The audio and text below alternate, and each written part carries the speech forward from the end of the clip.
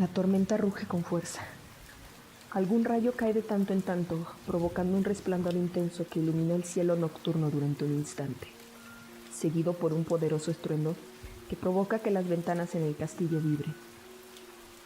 En el último piso de la torre norte del castillo, una figura anda a oscuras, iluminada por velas repartidas en el viejo cuarto de piedra. Su sombra se proyectaba enorme, alargada y deforme en las paredes y en las diversas máquinas que habían ahí, mientras daba por finalizados los últimos detalles al que sería el mayor logro de toda su vida. Afuera, el agua sigue cayendo a cántaros. Los rayos caen peligrosamente cerca de la torre, pero para el residente de aquel castillo, esos rayos son bienvenidos. Su impresionante potencia será la energía que le dotará de vida a su creación. El momento ha llegado. Aquella extraña persona gira una manija y se empieza a abrir un tragaluz en el techo del cuarto, justo por encima de una plancha de metal sobre la cual se encuentra una enorme masa cubierta por una larga sábana blanca. La lluvia cae sobre la gigantesca silueta, provocando que la delgada tela blanca se transparente, revelando bajo ella lo que parece ser un gigantesco hombre dormido. De pronto, un rayo golpea directamente el pararrayos de la torre. La habitación se ilumina por un momento. Chispas caen desde los aparatos mecánicos que comienzan a moverse al recibir la energía del rayo. Junto a la plancha metálica se encuentra un hombre, en una bata blanca y con expresión extasiada mirando a aquel hombre bajo la sábana. El pecho del gigante se comienza a mover lentamente arriba y abajo. De un lado de la mesa cae una gigantesca mano y comienza a mover los dedos. ¡Está vivo! ¡Está vivo!, grita el hombre en la bata.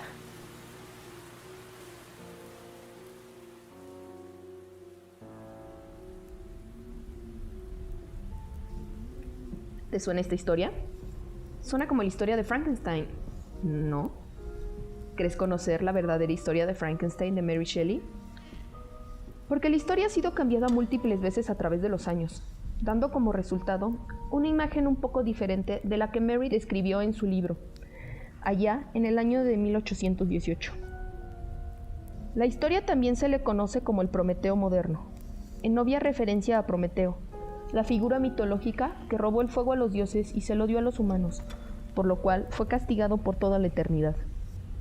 Prometeo representa el precio del conocimiento, así que, ¿por qué utilizar este nombre alterno para su historia?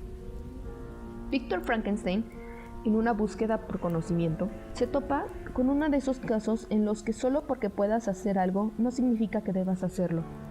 Cuando decide crear un ser humano a partir de pedazos de cadáveres, y al igual que Prometeo, acaba pagando el precio por ese conocimiento. Empecemos con ¿quién es Víctor Frankenstein? Al inicio de la historia, Víctor Frankenstein es un hombre maduro, cansado, perseguido por su creación, quien huyó hasta los confines del planeta antes de ser encontrado vagando medio congelado en el Polo Norte por un barco.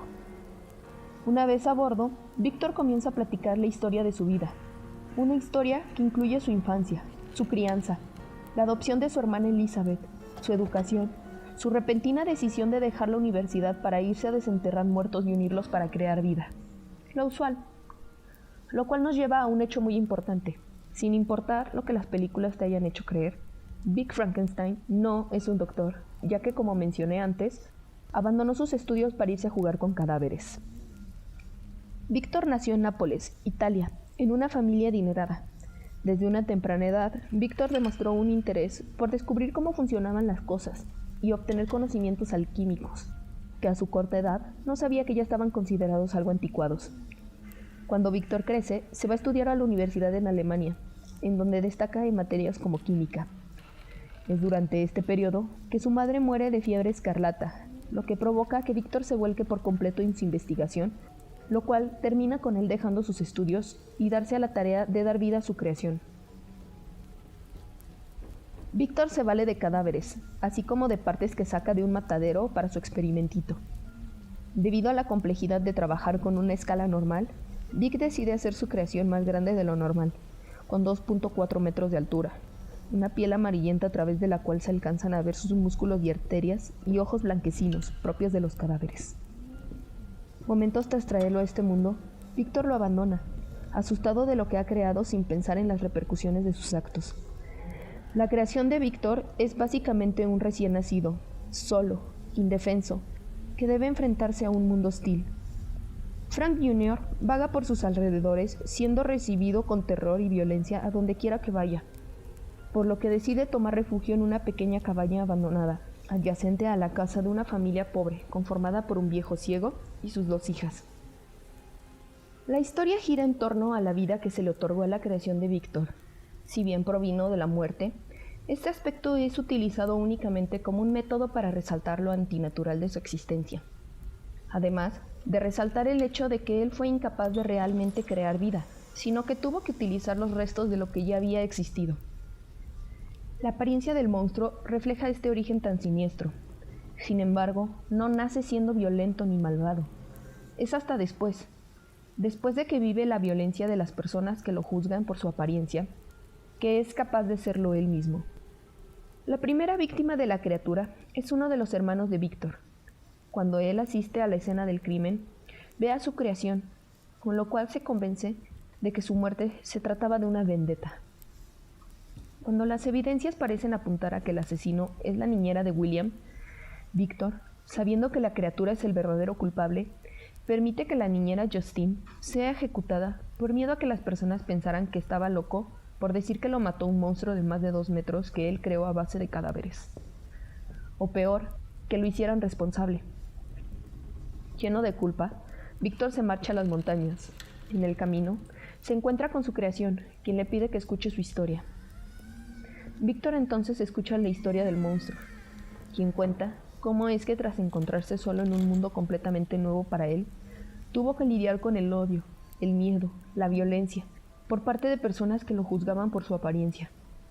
Le cuenta cómo acabó en una pequeña cabaña abandonada junto al hogar de una familia pobre, cómo aprendió a hablar escuchándolos, cómo trató de acercarse al padre ciego y cómo acabó siendo perseguido nuevamente.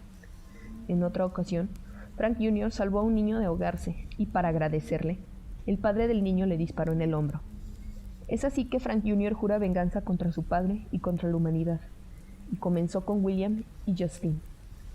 Al final de su historia, la criatura le pide a Víctor que le haga una novia.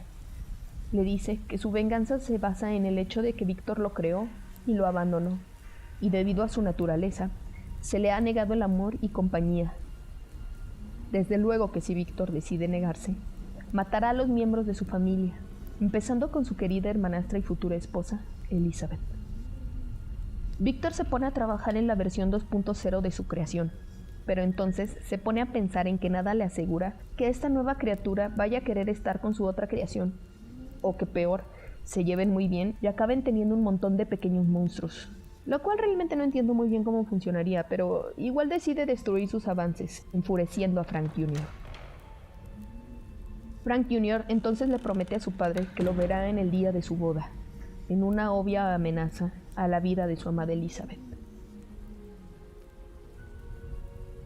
Víctor, aún pensando que puede vivir una vida normal y despreocupada, se casa con Elizabeth e inmediatamente es asesinada por la criatura.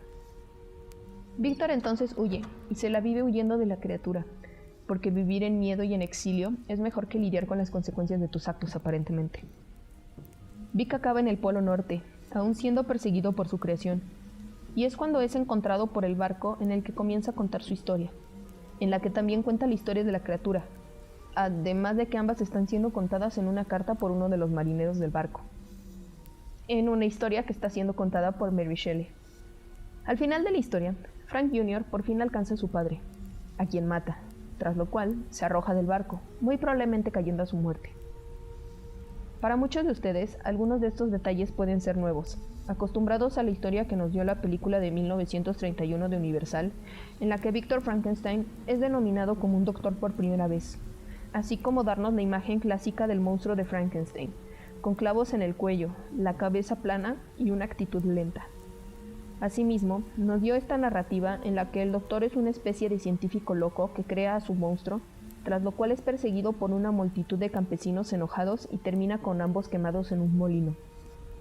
Esta película cimentó muchas de las características que asociamos con el monstruo de Frankenstein, por ejemplo, que le tenga miedo al fuego, lo cual pudo estar inspirado en el hecho de que en la historia original, el monstruo descubre el fuego, así como descubre el dolor que puede provocar cuando se quema accidentalmente, y finalmente aprende a crearlo y cuidarlo.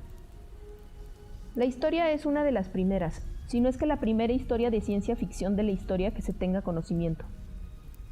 La moraleja de la historia gira en torno a los avances de la ciencia y al clásico dilema de poder hacer algo no significa que debamos hacerlo. La historia también hace una reflexión sobre la humanidad y de cómo fue su odio y violencia lo que volvió a la criatura de Frankenstein en un asesino, quien habiéndose dado cuenta de que estaba condenado a una soledad injusta, pide una compañera, seguro de que esta compañía es la respuesta a su dolor interno e instinto homicida. La historia de la novia de Frankenstein surgiría posteriormente en otra película en 1935, en la que la susodicha novia es creada. La historia toma un punto de vista algo meta cuando comienza con la mismísima Mary Shelley acabando de contar la historia de Frankenstein. Ella comenta que aún tiene más que contar, tras lo cual, la historia cambia a 1899. Los campesinos están reunidos alrededor del molino celebrando la muerte del monstruo, pero desde luego, este no murió. La historia, a pesar de ser supuestamente contada por la mismísima Shelley, cambia casi todos los hechos de la historia original por lo de la película previa. En esta película, el monstruo tiene a su novia. Desafortunadamente, esta la acaba rechazando. Al final, el monstruo decide destruirse a sí mismo y a su novia. Al igual que las momias, la criatura de Frankenstein se trata de una criatura específica, a diferencia de los vampiros o los hombres lobo. Solo hay una criatura de Frankenstein, y sus características principales varían poco entre representación y representación. Como muerto viviente, el monstruo de Frankenstein representa menos temas que tengan que ver con ellos. Más bien, toma un camino diferente en el que empatizamos con el monstruo. En este caso, podemos empatizar con quien normalmente sería el antagonista, al ver el trato que recibió una criatura nacida de cadáveres cuya apariencia aterroriza a las personas, sobre todo porque sabemos que no es mala por naturaleza. Si bien es debatible que Frank Jr. es o no un muerto viviente, no cabe duda su importancia, la cual podemos evidenciar con años y años de permanecer en la cultura popular. También nos hace cuestionarnos, ¿es un hombre o un monstruo?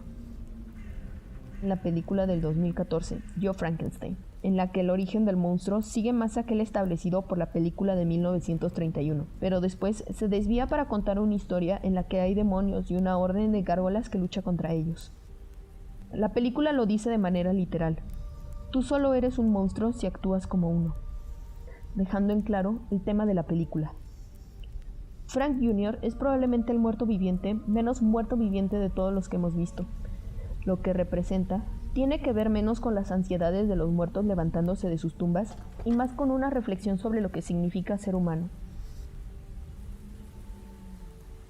Si te gustó esta cápsula, apóyanos compartiendo nuestro contenido y si te es posible, apóyanos en Patreon desde $1 al mes. Este video fue posible gracias a